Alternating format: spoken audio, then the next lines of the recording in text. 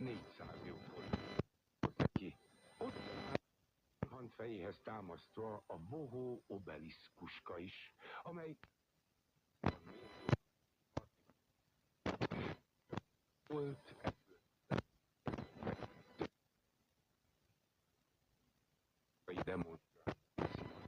amikor a sírhant körül lapátolása után csöndben valaki dünnyögni kezdte a himnuszt, a magyar századaiból.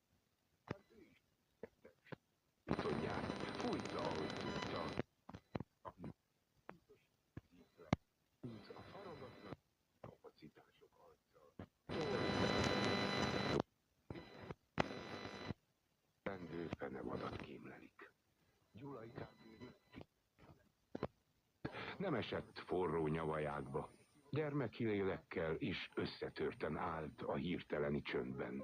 Utálta, kik efféle vadságokban vislatnak és gyönyörködnek.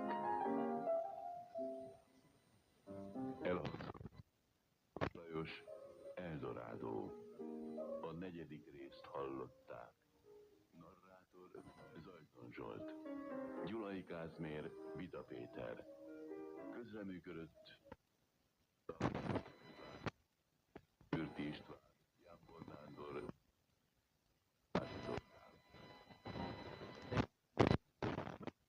Botvé Gábor, rendezte Varga Zsé Csaba. A Duna Média Szolgáltató non-profit Zrt. Megrendelésére készítette az MTV-ja 2026-ban. A műsor újra meghallgatható a mediaclick.hu oldalon. A következő részét a zene után hallgathatják meg.